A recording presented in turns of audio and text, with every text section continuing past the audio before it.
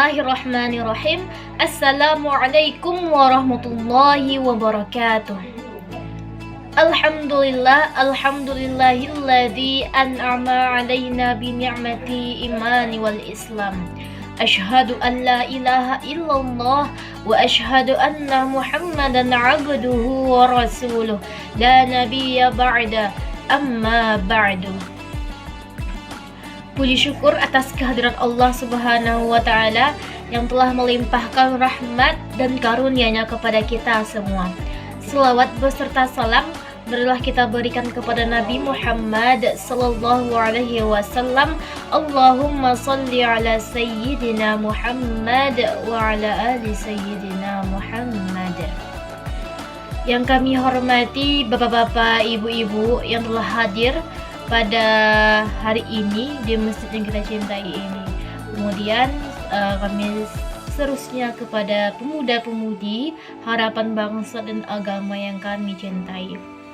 Baik, berdiri saya di sini akan menyampaikan ceramah kepada kita semua dengan judul kemuliaan wanita dan peran seorang wanita dalam pandangan Islam. Hadirin rahimakumullah. Berbicara mengenai kemuliaan, wanita adalah manusia atau makhluk yang mulia. Sampai-sampai Allah mengabadikannya dalam salah satu surah di dalam Al-Quran yang Allah berikan nama An-Nisa, yang dimana arti An-Nisa adalah wanita. Pak, Bu, coba kita lihat dalam Al-Quran, tidak ada surah Al-Quran yang Allah abadikan dengan Ar-Rijal, laki-laki, tidak ada. Hanya An-Nisa, wanita. Nah, inilah bukti bahwa seorang wanita itu mulia dalam pandangan Islam. Kita lihat, Pak, Bu, pada zaman jahiliyah dulu, bagaimana umat manusia memperlakukan wanita. Jangankan memuliakannya, menganggapnya manusia saja tidak. Nauzubillahi min zalik. Pada zaman jahiliyah, bangsa Arab jahiliyah rela mengubur bayi perempuan yang lahir hidup-hidup. Itu yang telah disabdakan, difirmankan oleh Allah dalam Al-Quran surah An-Nahl ayat 58 yang berbunyi, Bismillahirrahmanirrahim. Wa idza busyira ahaduhum bil untha dhalla wajhahu muswaddan wa huwa kazim, yang artinya apabila seseorang dikabarkan tentang kelahiran bayi perempuan, maka wajahnya hitam merah padam karena marah. Nauzubillahi min zalik. Begitulah keadaan pada zaman jahiliyah. Wanita yang lahir, bayi yang lahir wanita dianggap sebagai musibah yang besar. Mereka rela menguburnya hidup-hidup tanpa rasa salah dan dosa. Kemudian cahaya Islam datang dengan risalah yang dibawa oleh Nabi Muhammad sallallahu alaihi wasallam. Sebagaimana Nabi bersabda, "Yastausu bin nisa'i khairan." Aku wasiatkan kepada kalian berbuat baik kepada wanita. Hadirin rahimakumullah, dengan risalah yang dibawa Rasulullah, semuanya berubah. Dari zaman jahiliyah yang tidak menganggap wanita sebagai makhluk mulia, begitu cahaya Islam datang, semuanya berubah. Sebelumnya wanita itu adalah musibah. Sekarang pada zaman sekarang ini kita rasakan wanita itu adalah karunia. Hanya Islam yang memandang wanita itu mulia. Tapi sayang sekali bapak-bapak, ibu hadirin semuanya, wanita itu tidak tahu kalau dirinya itu mulia. Ingat ibu-ibu, yang paling banyak masuk neraka itu adalah kaum wanita. Kenapa? Karena banyak wanita yang melanggar hukum Allah. Mereka tidak tahu hukuman Allah. Mereka banyak melanggar norma agama. Untuk itu, Samping kita membahas kemuliaan wanita, peran wanita, kita juga akan membahas kewajiban wanita. Apa kewajiban wanita? Yang pertama itu adalah menjaga kehormatannya. Agama Islam sangat memperhatikan kebaikan urusan wanita. Aturan khusus bagi wanita dalam menjaga kehormatannya adalah menjaga auratnya agar tidak terjadi fitnah bagi mereka. Kemudian, apa peran wanita itu? Peran wanita adalah sebagaimana yang telah disabdakan oleh Rasulullah sallallahu alaihi wasallam, kullukum ra'in wa kullukum mas'ulun an ra'iyatihi wal mar'atu ra'iyati fi bait zawjiha mas'ulah an ra'iyatuha. Setiap kita itu adalah pemimpin, dan setiap pemimpin itu akan dipertanggungjawabkannya, dan seorang wanita adalah pemimpin di dalam rumah tangga, dan setiap kepemimpinan akan dipertanggungjawabkan. Islam sangat memuliakan wanita, salah satunya bukan tanpa sebab, karena Allah mengatakan bahwa wanita itu adalah pencetak generasi umat yang berakhlakul karimah. Untuk itu, peran wanita yang pertama adalah sebagai pendidik dan madrasah utama bagi anak-anaknya. Kita lihat pada zaman dahulu, yang menjadi madrasah pertama bagi anak-anak itu adalah seorang ibu yang langsung turun tangan mengajari anak-anaknya membaca Al-Quran dan ibadah lainnya, sehingga dengan itu dapat membentuk karakter akhlakul karimah bagi anak-anaknya. Nah, kalau sekarang kita lihat bapak-bapak, ibu-ibu, tapi kita lihat pada zaman sekarang, bagaimana peran ibu-ibu? Kalau anaknya tidak bisa mengaji, apa yang mereka lakukan? Mereka tidak peduli kalau anaknya tidak bisa membaca Al-Quran.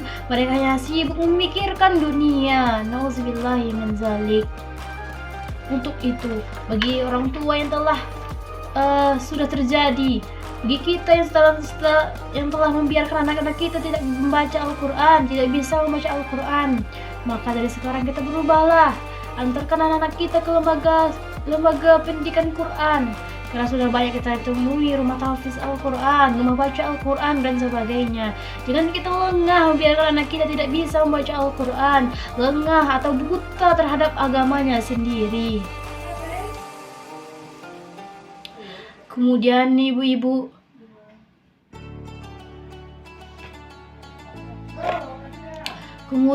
kita lihat orang tua atau ibu-ibu sekarang lebih banyak mengantarkan anaknya kepada les-les yang tidak bermanfaat, les-les yang akan menjerumus ke hanya dunia saja.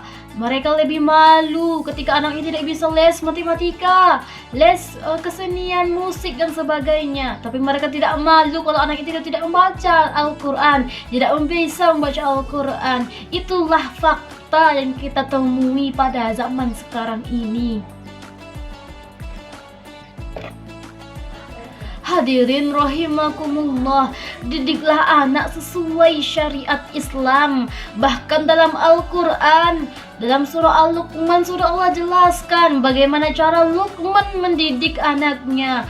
Bismillahirrahmanirrahim.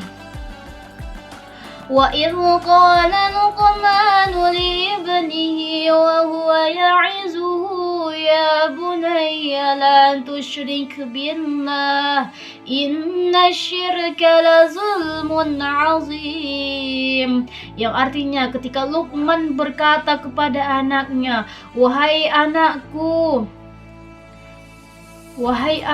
janganlah engkau menyekutukan Allah. Sesungguhnya menyekutukan Allah itu adalah perbuatan syirik atau dosa yang besar. Begitulah cara Luqman mendidik anaknya. Ditanamkan kecintaannya terhadap Tuhannya. Tidak boleh durhaka atau syirik kepada Tuhannya. Pentingnya pelajaran agama ditanamkan kepada anak sejak anak berusia dini. Begitulah Luqman, cara Luqman mendidik anaknya. Sudah jelas diterangkan dalam surah, diabadikan dalam surah Luqman. Apa yang dapat kita ambil dari hal tersebut? Hadirin rahimakumullah, penanaman moral dan akidah Islamiyah harus ditanamkan kepada anak-anak kita. Siapa Tuhannya? Mengapa dia diciptakan? Untuk apa dia diciptakan? Apa kitab suci Al-Qur'annya? Siapa nabinya? Kita perlu menanamkan itu kepada anak-anak kita, agar anak-anak kita menjadi anak-anak yang soleh dan berbakti kepada kita. Karena hadirin rahimakumullah, bekal yang kita bawa mati hanyalah doa-doa atau doa dari anak-anak kita, dari anak kita yang soleh. Itulah yang kita harapkan. Semoga anak kita nanti bisa memberikan syafaat, bisa memberikan kita ampunan kepada Allah karena perbuatannya di dunia. Semoga kita mempunyai anak-anak atau keturunan yang soleh. Amin ya Rabb. Jemaah rahimakumullah, dapat kita simpulkan dari ceramah kita tadi tentang kemuliaan wanita. Kewajiban dan perannya adalah wanita itu adalah mulia, makhluk mulia, sehingga kita harus bangga menjadi wanita. Kita harus menghormati wanita. Yang kedua adalah sebagai seorang wanita, kita harus menjaga aurat kita, menjaga kehormatan kita. Jangan biarkan aurat kita terbuka, karena itu akan berdampak dosa yang sangat besar bagi kita. Tidak hanya menyeret kita saja, menyeret orang-orang yang kita sayangi. Kemudian, peran seorang wanita itu dalam pandangan Islam sangat penting, karena wanita adalah menjadi pendidik utama, madrasah utama bagi anak-anaknya.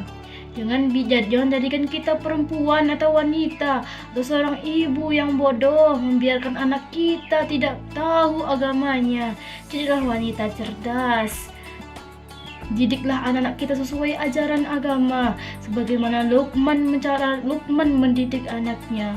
Semoga dengan contoh tadi kita dapat menjadi wanita, istri, ibu yang baik sesuai dengan ajaran agama kita, ajaran Islam.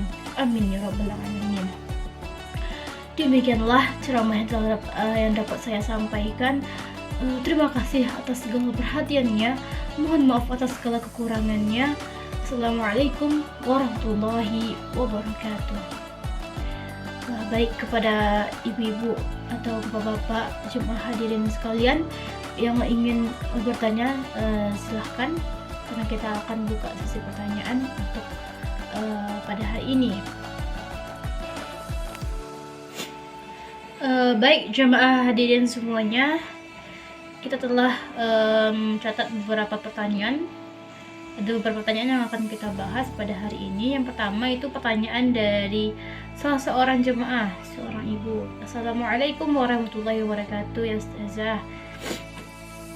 Saya ingin bertanya kepada Ustazah dan meminta saran kepada Ustazah mengenai anak saya. Ya insyaallah akan kita bahas sama-sama. Insyaallah akan kita cari jalan keluarnya. Saya mempunyai seorang anak berumur 20 tahun. Mungkin kesalahan saya yang dahulu terlalu memanjakannya, sehingga sekarang hatinya menjadi keras. Saya dulu hanya mementingkan dan selalu mementingkan dunianya saja. Saya tidak pernah menanamkan nilai agama kepada dirinya ketika dia kecil. Sekarang ketika saya menyuruh dia untuk beribadah, dia marah kepada saya. Apa yang harus saya lakukan, Ustazah?